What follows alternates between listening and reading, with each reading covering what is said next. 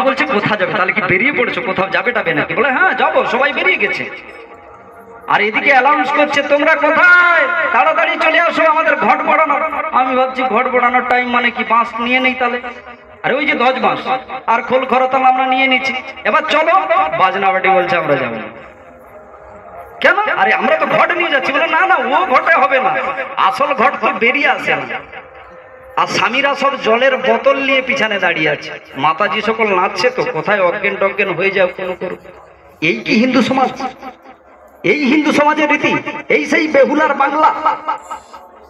লজ্জায় কাতর হয়ে যেতে হয় হিন্দু সমাজকে দেখে। এখন অন্যান্য জাতির ধর্মের লোক চি চি চি চি করছে, কারণ কি? এই সেই লাল আলতা পাড়ি শাড়ি পরে মা আলতা তুলসী আর তুলসী তলাতে সুন্দর করে প্রদীপ জ্বালিয়ে সন্ধ্যায় আরতি ভোগ দেবে, আর কত সুন্দর করে তার গৃহদেবতা স্বামীকে ডেকে ঘরে বসে কীর্তন করবে। এই ছিল হিন্দু সমাজ। সেই হিন্দু সমাজের নারীরা রাত্রি 1:30টা পর্যন্ত গ্রামকে গ্রাম ঘুরে বেড়ায়, কীর্তন করে বেড়ায়। কীর্তন বলতে সে কীর্তন নয় মা, সেই চুচুড়ি বাজনার কীর্তন। এমন কি মাতাজিরাও টানা আরম্ভ করে দিয়েছে। তাহলে পুজো করে আমাদের লাভ কি হচ্ছে? সন্তান এই সমাজে লাভ কি হচ্ছে বলুন? মালের দাম বাড়ছে, নেশাখোর বাড়ছে পুজো করে। আর কি হচ্ছে জানো? প্রত্যেক পাড়ায় পাড়ায় দ্বন্দ্ব হচ্ছে। আর একটা পাড়ায় যদি 22টা ঘর থাকে, সে 22টা ঘরের ভেতর একটা পূজার পর 2 ঘর বাদ চলে যায়। কেন? ও তো নেশা করে ভ্রম হয়ে তো ঝগড়া মারপিট করবে, তারপর দিন সকালে পাড়া থেকে 2 ঘর বাদ দিয়ে দেবে। এইভাবে করতে করতে সব হিন্দু সমাজ ধ্বংসে পরিণত হবেই হবে। তাহলে বলো, আমার তো জন্ম হলো এই রানীচকে, আজ হয়ে গেল প্রায় 40 বছর। আমরা তো এত দেবদেবীর পূজা করলাম, কখনো নিজের মায়ের পুজো করেছি? এই জন্যে বলতে হয়, এই যে সংঘ, যেদিন রামনবমী ছিল, ওই সংঘরা কি করেছে জানো? একটা কলেজের পুরো ছাত্র ছাত্রীদের বসিয়ে মায়ের চরণে তুলসী আর পত্র গন্ধ পুষ্প দিয়ে পূজা করাটা দেখালো যে এইভাবে মাতৃজ্ঞানে পুজো করতে হয়। আর আমাদের সমাজ আমাদের কি দেখাচ্ছে? মাকে বুশ করে দিয়ে মাল খাবার লাইসেন্স দিচ্ছে।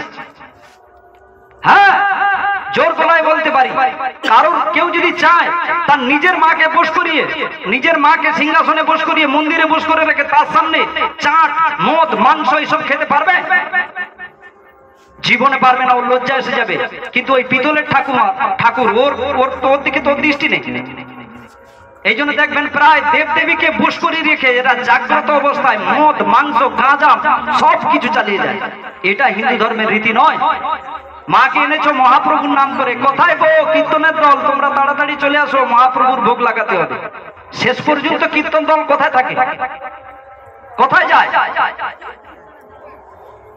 শেষ পর্যন্ত কীর্তনের দলকে আর লাগে না, চুচুড়ি বাজনা লাগে, ডিজে লাগে, ড্যান্স গ্রুপ লাগে। এই সমাজে যারা পুজো চাঁদা দিয়ে এমন ভাবে গর্ব করে যাচ্ছে, পুজো সেরে যাচ্ছে, তাদের পক্ষেও বিপদের শেষ নাই।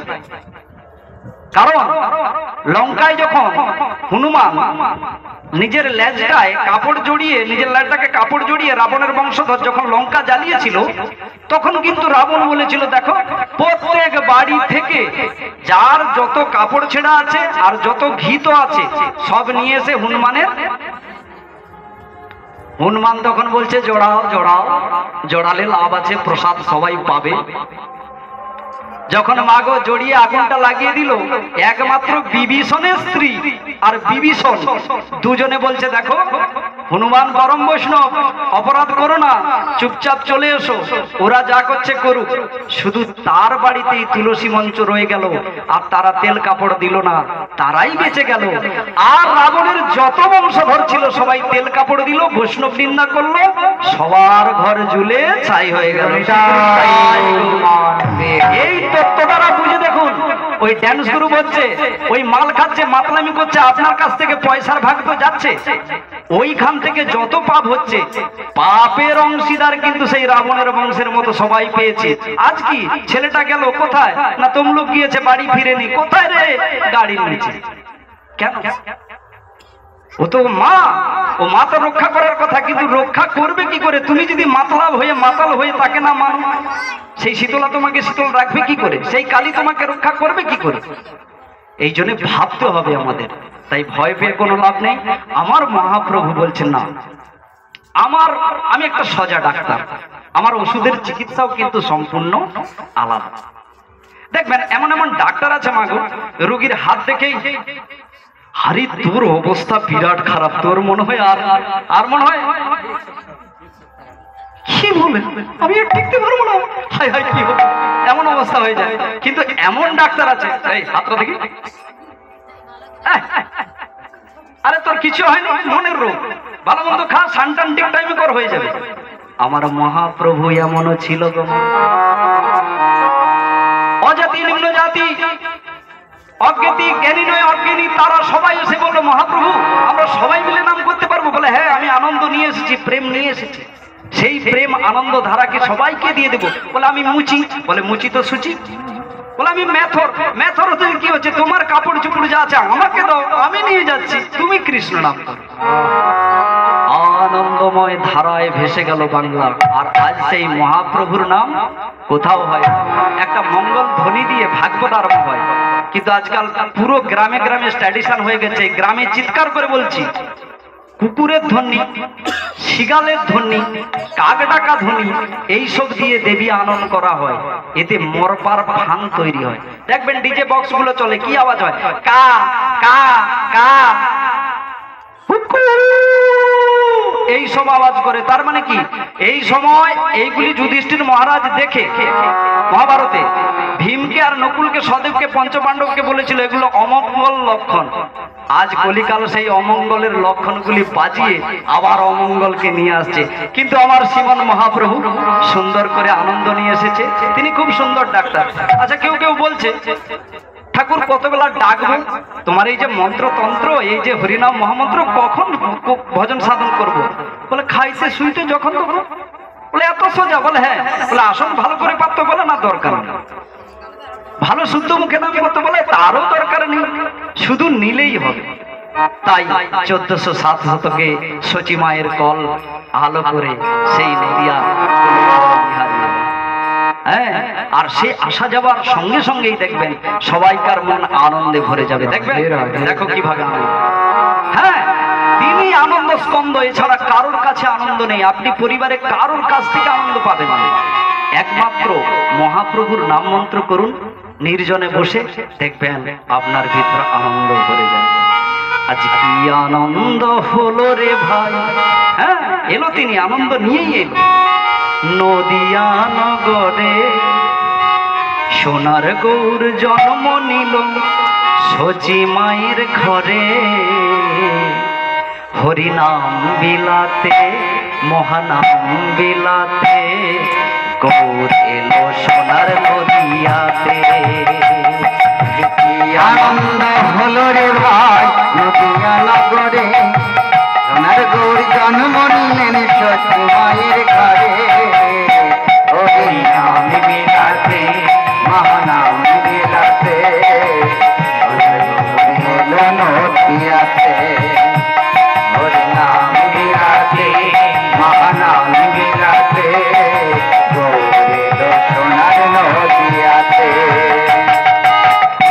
আনন্দ হলো রে ভাই নদিয়া নগরে, সোনার গৌর জন্ম নিল সচি মায়ের ঘরে, হরিনাম বিলাতে, মহানাম বিলাতে, গৌর এলো সোনার নদিয়াতে।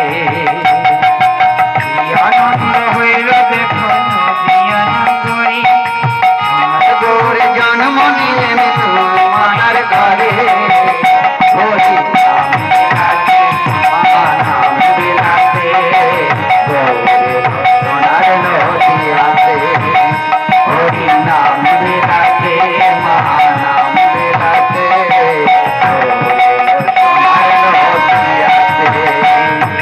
সোনার বরণ অঙ্গ যে তার সোনার নুপুর পায়, রণ ঝুনু সদাই বেজে যায়, সোনার বরণ অঙ্গ যে তার সোনার নুপুর পায়, রণ ঝুনু সদাই বেজে যায়। সোনার বরণ অঙ্গ যে তার সোনার নুপুর পায়, রণ ঝনরন ঝন সদাই বেজে যায় সোনার বরণ যে তার সোনার নপুর রণ ঝন ঝন সদাই বেজে যায়। আজ পাপা ছন্ন কলি জীবের উদ্ধার করিতে, আজ পাপা ছন্ন কলি জীবের উদ্ধার করিতে নাম বিলাতে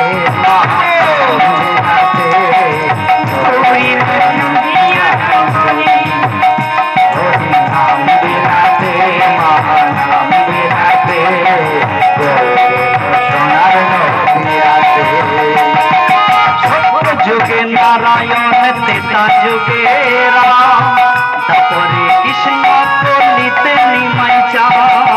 সত্য যুগে নারায়ণ ত্রেতা যুগে রাম, তারপরে কৃষ্ণ কলিতে দুর্গা। সত্য যুগে নারায়ণ তেতা যুগে রাম, তারপরে কৃষ্ণ কলিতে নিমাই চা। সত্য যুগে নারায়ণ ত্রেতা যুগে রাম, তারপরে কৃষ্ণ কলিতে নিমাই চা। এই পাপা ছন্ন কলি জীবের উদ্ধার করিতে, এই পাপা ছন্ন কলি জীবের উদ্ধার করিতে নাম বিলাতে নাম বিলাতে নাম বিলাতে সোনার নদিয়াতে। আজ আনন্দ হলো নগরে সোনার গৌর জনম নিলে জ্যোতি মায়ের ঘরে। নাম বিলাতে সোনার নদিয়াতে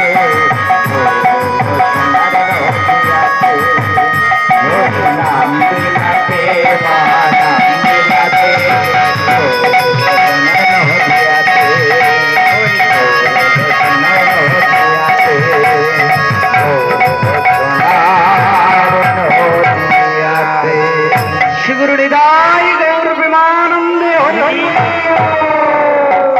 এই নাম করলে কি হয় জানো? নাম করলে আমাদের শরীরের ভিতর কাম, ক্রোধ, লোভ, মোহ, মাশ্চর্য, অহংকার এগুলি সব দূরীভূত হয়, আর আশা আকাঙ্ক্ষা দূর হয়ে যায়। প্রায় দেখো আমার কোটি কোটি চরণে দণ্ডবোধ যে মাতাজিরা এসেছেন, বাবারা এসেছেন, ভক্ত, ইনাদেরকে দেখলে আমাদের মনে একটা আনন্দ ধারা বইতে থাকে। কেন জানো? আশাটা ত্যাগ করা, আকাঙ্ক্ষাটা ত্যাগ করা যেমন তেমন কারণ নয়, আর যেমনটাও পারে না। এইটা একমাত্র কৃষ্ণ নাম ভেতরে প্রবেশ করলে 16 হাত বাঁশকে একসঙ্গে ধাপাতে গেলে মাগো ফেটে যাবে, কিন্তু আস্তে আস্তে করে ধাপালে অবশ্যই সেদিন ঢেপে যাবে। তাই এত আনন্দ সিন্ধু, তিনি আনন্দ নিয়ে এলো, আমরা দুঃখ পাচ্ছি কেন? কি গো? এর প্রশ্নের উত্তর নিতে হলে মহাভারতে যেতে হবে। মহাভারতে যুধিষ্ঠির মহারাজকে একজন যক্ষ প্রশ্ন করেছিল, যক্ষ রূপে, তিনিও কলির অবতার, ধর্ম স্বরূপে। তিনি এসে বলছে, আচ্ছা যক্ষ, তোমার ভাই বোন তো মারা গেল, আমার একটা সোজা প্রশ্নের উত্তর দাও। অনেকগুলি প্রশ্ন ছিল, কিন্তু একটা শোনো। বলছে যে প্রকৃত মানব সুখী হবে কিসে? সুখ কি? আপনারা বলুন সবাই। আমার সব মাথা গনায় দিকে তাকিয়ে আছে। সুখ কিসে? নিশ্চয়ই অনেক করে আপনাদের সোনা, গাছি, বালা, হার, নতুন গাড়ি, নতুন বাড়ি এসব হয়ে গেলে হয়ে যাবে। হবে হবে পুত্র কন্যারা যদি খুব ভালোবাসে, রত্ন সিংহাসনে রেখে সব সময় পূজা আরতি অর্চন বন্দনা আপনারই করে, তাহলেও সুখ পাবেন? সুখ আমাদের পাওয়া হবে না, কারণ এই পৃথিবীটার নাম হলো দুঃখালম, অর্থাৎ দুঃখের নগরীতে এসে আপনি সুখ খুঁজলে পাবে কোথায়? যা কৃষ্ণ দিতে পারবে না, কারণ তার কাছে সুখ সব সময় আছে, দুঃখ বলতে নেই। আমাদের কাছে দুঃখ আছে, সুখ বলতে নেই। কেমন? আমরা দেখবেন, দৃষ্টান্ত দিয়ে বুঝুন। আমরা নিজেরা হতে নিজেদের সুখকে নষ্ট করে একটা করে কাঁটা কেড়ে নিয়েছি। এই তুমি আজকাল কোথা যাও কাজ করতে, তোমার কি লজ্জা নাই? দেখো তোমারই ভাই, তোমারই বড় ভাই দেখো 3 তালা তুলে নিল, আর তোমার কি একতলায় কি হবে? এমন জানলে আমি আমার পিতা মাতাকে নিয়ে আমি অন্য জায়গায় কোথাও বিয়ে করতাম, তোমার সঙ্গে বিয়ে করতাম না। কে বলছে? মা। একজন মা বলছে তার স্বামীকে। তার স্বামী তখন মনে মনে ভাবলো, সত্যি তো, তিন ভাই, এক ভাই তিন তালা তুলে নিল, আমি নিচে, এ করলে তো হবে না, আমাকেও কিছু একটা ব্যবস্থা করতে হবে। এই ঝাঁপ দিয়ে দিল আর কি। কোথায়? চুরি চামারি ডাকারি পাটপারি যা করে হোক কোন রকম ওই কাঁটা যে কেড়ে গেছে, ওই যে বলছিলাম সুখ আনন্দ আমাদের শরীরে আছে, কিন্তু দুঃখরূপী কাঁটা তাই দিয়ে কেড়ে ফেলা হয়েছে। সে অনেক কষ্ট করে যেই দিন দোতলা তুললো মা, সেই দিন ওই যে ওর স্ত্রী, হায় হায় আমাদের গৃহপ্রবেশ হবে, কি আনন্দ কি আনন্দ। ওই বড় কর্তার গিন্নিকে ডাকতে গিয়েছে, চলো আমাদের গৃহপ্রবেশ হবে চলো। ঢুকেই যেয়ে দেখে ঘর তো হয়েছে, দু লোকার সমান সমান হয়ে গেছে। ওদের ঘরের ভেতরে গিয়ে বড় মেজগিন্নির মন একবারে ভেঙে গেল। কেন বলতো? আবার কাঁটা ঢুকে গেছে। কারণ ওর বিরাট মার্বেল পাথর বসানো আছে ঘরে, বিরাট ল্যাটিন, এসি, আগের দিকে 3-4টা গাড়ি দাঁড়িয়ে আছে, মার্সিডিজ কার। এই সব দেখে সে বলে হায় কি হলো, এইখান পর্যন্ত এলাম, এরপরে এগুলো কবে আমার স্বামী দিবে। মনে দুঃখ করে বাড়ি ফিরে এলো। স্বামী বলছে কি গো কি হলো, নিমন্ত্রণ? বলে আর তোমার সঙ্গে আমার ঘর চলে না। তার মানে কি, এ দ্বারা বুঝতে হবে তোমার মনের আকাঙ্ক্ষা যত, তুমি তত প্রতিযোগিতার সঙ্গে লড়াই করছো, এতে তুমি শান্তি পাচ্ছ না। শান্তি কার? যুধিষ্ঠির মহারাজ বলল শান্তি তাহলে কার? মধ্যাহ্ন টাইম। হিন্দু সনাতন ধর্মে 3টা সন্ধ্যা, একটা হলো সায়ং সন্ধ্যা, আরেকটা হলো মধ্যাহ্নকালে যখন আসে মধ্যাহ্ন সন্ধ্যা, আর একটা প্রভাতী সন্ধ্যা। এই 3 সন্ধ্যার মধ্যে যখন মধ্যাহ্ন সন্ধ্যাটা হবে, একবারে কাঁটায় কাঁটায় মানুষের ছায়া আর কোনো দিকে পড়বে না। সেই সময়ে গোবিন্দকে সাগন্য লাগিয়ে, সাগন্য 56 ব্যঞ্জন নয়, 56 ভোগও নয়, সাগন্য তুলসী দিয়ে লাগিয়ে যে খেয়ে নিশ্চিন্তে বিশ্রাম নিয়ে আবার উঠে কৃষ্ণ ভজন সাধনে বসে যায়, সেই হলো সুখী। শ্রীগুরু নিতাই। তাহলে একমাত্র সুখী কৃষ্ণ নামে, কৃষ্ণ ভক্তের, আর কারোর নয় মা। এই সুখ পাওয়ার জন্যই তো প্রত্যেক সংসারে একটা বিধিনীতি বেঁধে দিয়েছে। আপনারা সেই বিধিনীতিটা জানেন তো? 7-5 নিজ দাঁড়েতে বসিয়া কীর্তন করে সব হাতে তালি দিয়া। আপনারা নিশ্চয়ই প্রত্যেক ফ্যামিলিতে এসছেন, মানে ওই কাজটা তো নিশ্চয়ই সেরে এসেছেন না কি গো? হ্যাঁ মাতাজি কি গো হয়েছে? আরে ওই কাজটা আমার মহাপ্রভু বেঁধে দিয়েছে, তো তোমাদেরকে সন্ন্যাস নিতে হবে না, আমার পিছু নিতে হবে না। তোমরা সবাই ঘরে বসে, ঘরের যেই কোন আছে এই জন্য টেজ ফেজ বাঁধতে হবে না, এই কীর্তনিয়াদের ডাকতে হবে না। নিজের ঘরে বসে কি করতালি দিয়ে, কি তাল? করতালি দিয়ে। নিশ্চয় আপনারা করেছেন, তা একটা করে দেখান দেখি কিরকম করতালি হয়। করুন করুন। ও মা, এ তো তেঁতুল পড়লো যেন, ঠক ঠক ঠক ঠক। এমন করলে হবে না, এক তালে আনতে হবে। এক তালে আনতে হলে যেমন একটা বড় জাহাজ, বড় গাড়ি, তার ড্রাইভার যদি না থাকে কি হবে? চলবে? চলবে না। সেইভাবে আমরা ঠিক এক তালে করব। আমরা জানি তোমরা সবাই ঘরে এই নাম ছাড়া বাঁচতে পারো না, কিন্তু আমার গুরুর আদেশ আছে, যেখানে আপনি যাবেন বা যেখানে নাম প্রচার ধর্ম প্রচার করবে, সবাইকে একটু হরিনাম গাইয়ে নেবে। তাহলে কি হবে? আর সবার মঙ্গল হয়ে যাবে, কলিযুগের ধর্ম পূর্ণ হবে। শ্রীগুরু নিতাই গৌর প্রেমানন্দে। তাই সবাই গাইবেন, সবাই গাইবেন তো? ও মা, সবাই তাহলে করতাল রেডি রাখো। হরি হরয়ে নম, কৃষ্ণ যাদবায় নম, যাদবায় মাধবায় কেশবায় নম। হরি হরাই নম, কৃষ্ণ যাদবায় নম, সবাই সবাই যাদবায় মাধবায় কেশবায় নম। হরি হরয়ে নম, কৃষ্ণ যাদবায় নম, যাদবায় মাধবায় কেশবায় নম। হরি হরাই নম, কৃষ্ণ যাদবায় নম, যাদবায় মাধবায় কেশবায় নম। গোপাল গোবিন্দ রাম শ্রী মধুসূদন, গোপাল গোবিন্দ নাম শ্রী মধুসূদন, গিরিধারী গোপীনাথ মদন মোহন, গিরিধারী গোপীনাথ মদন মোহন। হরি হরয়ে নম, কৃষ্ণ যাদবায় নম, যাদবায় মাধবায় কেশবায় নম।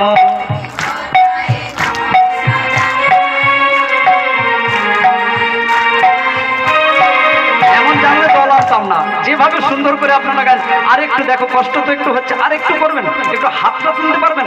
কেন হাত তুলবে? অনেকে বলছে কেন হাত তুলবে? বলে দেখ, হাত থাকতে থাকতে যদি না হাত তুলে গৌরাঙ্গ মহাপ্রভুকে সিলিন্ডার করিস, পরজন্মে কিন্তু হাতের বদলে দুটো তাহলে কি হবে? হরি হরায় নম কৃষ্ণ যাদবায় নম, যাদবায় মাধবায় কেশবায় নম। হরি হরাই নম কৃষ্ণ যাদবায় নম, যাদবায় মাধবায় কেশবায় নম। গোপাল গোবিন্দ রাম শ্রী মধুসূদন, গোপাল গোবিন্দ রাম শ্রী মধুসূদন, গিরিধারী গোপীনাথ মদন মোহন। আমার গিরিধারী গোপীনাথ মদন মোহন। হরে কৃষ্ণ কৃষ্ণ কৃষ্ণ হরে হরে, হরে রাম রাম রাম হরে হরে। হরে কৃষ্ণ কৃষ্ণ কৃষ্ণ হরে হরে, হরে রাম রাম রাম হরে হরে। হরে কৃষ্ণ কৃষ্ণ কৃষ্ণ হরে হরে, হরে রাম রাম রাম হরে হরে। হরে কৃষ্ণ। এই তো মা, আমার জীবন ধন্য ধন্য মা, আমার জীবন ধন্য, কারণ এতজনকে হরিনাম গাওয়াতে পারলাম না। এই তো এই চাই।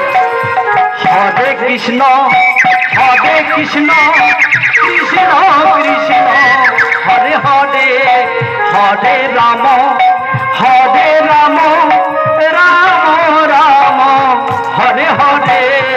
হরে কৃষ্ণ কৃষ্ণ কৃষ্ণ হরে হরে, হরে রাম রাম রাম হরে হরে।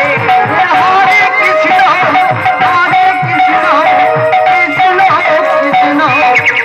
হরে হরে, হরে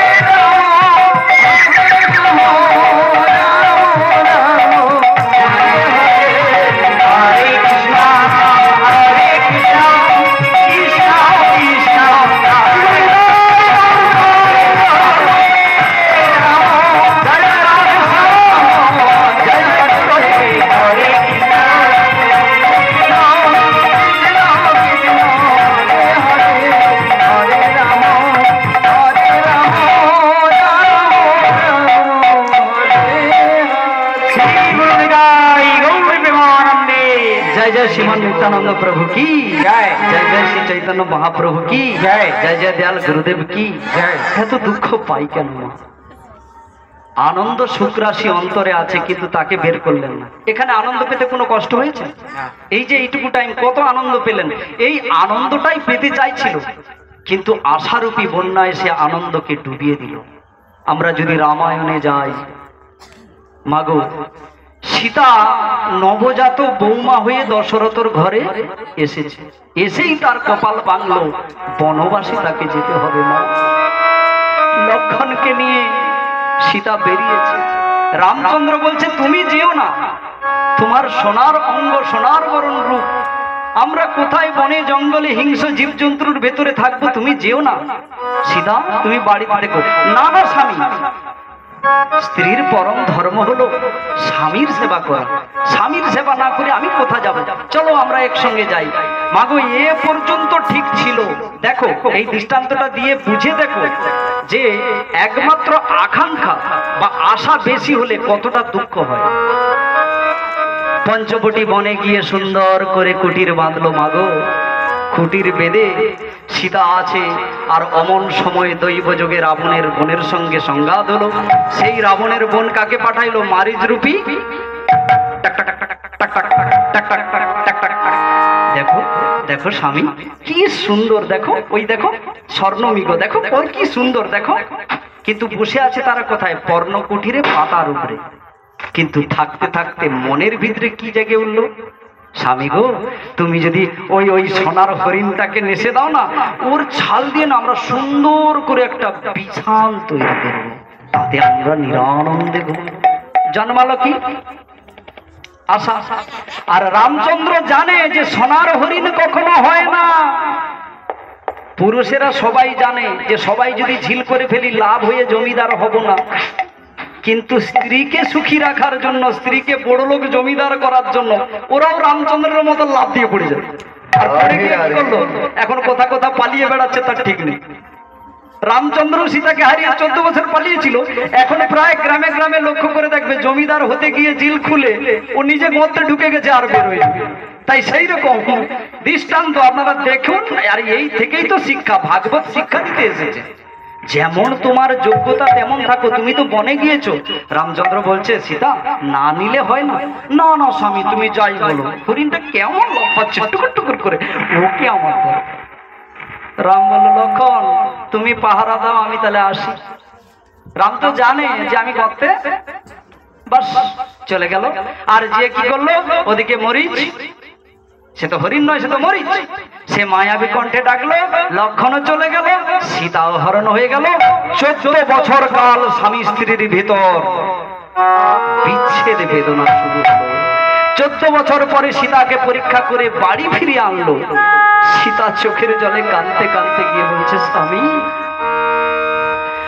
ওগো স্বামী, আমি যদি সত্যি জনকর নন্দিনী হই, আমি যদি তোমার প্রতি সেবায় এত মনোযোগ সহকারে করলাম, তাহলে দুর্দৈব রাবণ কেন আমাকে নিয়ে গেল? আর এখন এই সমাজের প্রজারা কেন আমাকে লাঞ্ছন দিচ্ছে? কাঁদতে কাঁদতে সীতাজি বলছে স্বামী, তুমি তো অন্তর্যামী, তুমি অন্তরের কথা জানো, এছাড়া কেউ জানে না। ওগো স্বামী বলো কি দোষ ছিল আমার, কি দোষ ছিল? আমি সতী, আমি অগ্নি পরীক্ষা দিয়েও সতীত্ব দিলাম, কিন্তু আমায় একটা প্রশ্নের উত্তর তুমি দাও, কেন আমাকে রাম সংস্কার করে রেখেল? লক্ষণ দিগ্বিজয়ী যে বীর, সেই বীর আমাকে গণ্ডি দিয়ে রাখলো, তবু আমি কেন এমন হয়ে গেলাম? রামচন্দ্র তখন ধীরে ধীরে বলছে সীতা ভালো করে মনে ভেবে দেখো, তোমার মনের আশাটা ছিল অনেক বড়। আমরা কুঠির বাসী, পাতা লতা দিয়ে ঘর বাঁধিয়ে তার উপরে থাকাটাই আমাদের ধর্ম। তুমি কি করতে ওই সোনার হরিণ তার চর্ম এনে কি করে এইভাবে একটা জীব হত্যা করে তার চর্ম এনে থাকার বাসনা তোমার কি করে জাগলো? সেই থেকেই তোমার সংসারে এই বেদনা নেমে এলো। তাহলে বুঝতে নিশ্চয়ই কষ্ট হচ্ছে না? আশা আকাঙ্ক্ষা সীতার মতো সতীকে 14 বছর পর্যন্ত বনবাসে পাঠাতে পারে। আজ প্রত্যেকটা সংসারে দেখো, যে ছেলে যে কর্ম করার কথা সে কর্ম না করে সে মহারাজ হতে চায়, সে বিরাট কারখানার মালিক হতে চায়, বিরাট ফিশারির মালিক হতে চায়। 2-4 দিনের মধ্যে তার অবস্থা কি হয়? সবকিছু বেচে পিতা মাতাকে রাস্তায় নামিয়ে উপরে উঠে গিয়েছে, চড়ায় বসে বসে এখন কি করবে খুঁজে পাচ্ছে না, দিক দিশা না। এর কারণটা কি? এর কারণ একটাই, আপনার মনের ভিতর লোভ আশঙ্কা যেই দিন দূর হয়ে যাবে, তারপর থেকে আমাদের মনের ভিতর সত্য হৃদয়ে সত্য বাসনা বাঁধবে, এছাড়া আর কোনো উপায় নেই। শ্রী গুরু নিতাই গৌর প্রেমানন্দে। এমন দুর্লভ মানব জনম পাইয়া কি কর ভাবনা কেহ, এমন দুর্লভ মানব জনম পাইয়া কি কর ভাবনা কেহ, এবে না ভজিলে যশোদা সুত, এবে না ভজিলে যশোদা সুত, চরণে পড়িয়ে পাখি। এমন দুর্লভ মানব জনম পাইয়া কি কর ভাবনা কেহ, এমন দুর্লভ মানব জনম পাইয়া কি কর। স্বামী স্বামী আমার বেশি লাগবে না, এমনও থাকে, এমনও থাকে স্বামী আমার বেশি লাগবে না, তুমি ধর্মপথে থেকে সৎ পথে থেকে যেইটুকু রোজগার করে আনবে সেইটুকু আমরা রাধা গোবিন্দকে ভোগ লাগিয়ে প্রত্যহ দিন সন্ধ্যায় সকালে আমরা তার আরতির বর্ণন করব আর থাকবো। এটা একরকমের। আরেক রকম আছে, আরে দেখো না খেপার বাপের কত গাড়ি হয়ে গেল, খেপার বাপের কত হার হয়ে গেল, আর এই মিনার বাবা কিচ্ছু করছে না, খালি বুঝে বুঝে তাস খেলছে, আমার জীবনটা চাই হয়ে গেল। ওর আশা ওকে নিয়ে ডুববে। এই জন্য বলছে যা বরাদ্দে আছে, যা কপালে আছে তাই থাকবে, চেঞ্জ একমাত্র তিনি ছাড়া আর কখনো পারে না। এমন দুর্লভ মানব জনম পাইয়া কি কর ভাবনা কে এমন দুর্লভ মানব জনম পাইয়া কি কর ভাবনা কে এবে না ভজিলে যশোদা সুত, এবে না ভজিলে যশোদা সুত, চরণে পড়িবে রাধে। কেন লজ্জা লাগবে? কেন এখন না ভজন করলে লজ্জাটা কেন লাগবে? বলে তোমার কয়টা পা আছে? দুটো পা। মন্দিরকে যেতে পারো? রাধা গোবিন্দ মন্দির রাজনগরে? বলে হ্যাঁ। ফুল তুলতে পারো? বলে হ্যাঁ হ্যাঁ। কৃষ্ণ কৃষ্ণ বলে কীর্তন করতে পারো? বলে হ্যাঁ। যদি না তুমি এই জন্মে তার কথা নাও গো, ওই দু পার জায়গায় চার পা হয়ে যাবে। আর এই যে মুখ দিয়ে বাচাল পারছো সারাদিন, এই বাচাল বন্ধ হয়ে যাবে। যখন যমরা